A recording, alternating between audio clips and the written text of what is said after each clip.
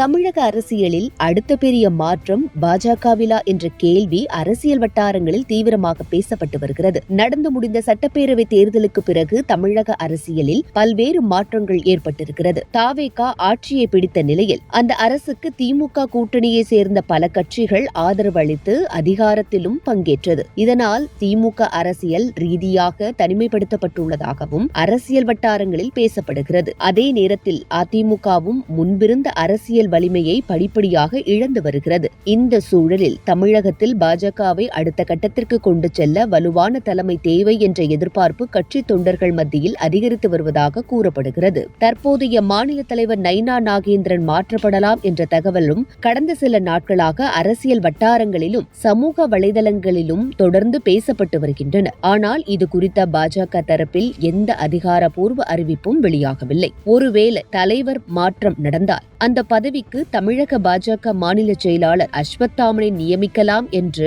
ஒரு தரப்பு முயற்சித்து வருவதாக தகவல்கள் வெளியாகியுள்ளன. கட்சி அமைப்பை வலுப்படுத்தும் நோக்கில் அவரை முன்னிறுத்த வேண்டும் என்ற கருத்தும் சில வட்டாரங்களில் பேசப்படுகிறது. இதனால் அடுத்த தலைவர் யார் என்ற எதிர்பார்ப்பு நாளுக்கு நாள் அதிகரித்து வருகிறது. அதே நேரத்தில் முன்னாள் தமிழக பாஜக தலைவர் மற்றும் தற்போதைய மத்திய அமைச்சர் எல் முருகனும் தலைவர் போட்டியில் இருப்பதாக அரசியல் வட்டாரங்களில் கூறப்படுகிறது. கடந்த 2021 சட்டப்பேரவை தேர்தலில் அவரது தலைமையில்தான் அதிமுக கூட்டணியில் போட்டியிட்ட பாஜக 4 எம்எல்ஏக்களை சட்டப்பேரவைக்கு அனுப்பியது என்பது குறிப்பிடத்தக்கது. அந்த அனுபவத்தையும் தேசிய தலைமையுடனான நெருக்கத்தையும் அடிப்படையாக கொண்டு அவரும் இந்த போட்டியில் முக்கியமான பெயராக பேசப்பட்டு வருகிறார். இறுதியில் தமிழக பாஜகவின் அடுத்த தலைவராக அஸ்வத்தாமனா அல்லது எல் முருகனா என்ற கேள்விதான் தற்போது பாஜக தொண்டர்கள் மத்தியிலும் தமிழக அரசியல் வட்டாரங்களிலும் பெரும் எதிர்பார்ப்பை ஏற்படுத்தியுள்ளது. இந்த விவகாரத்தில் பாஜக தேசிய தலைமை என்ன முடிவு எடுக்கப் போகிறது என்பது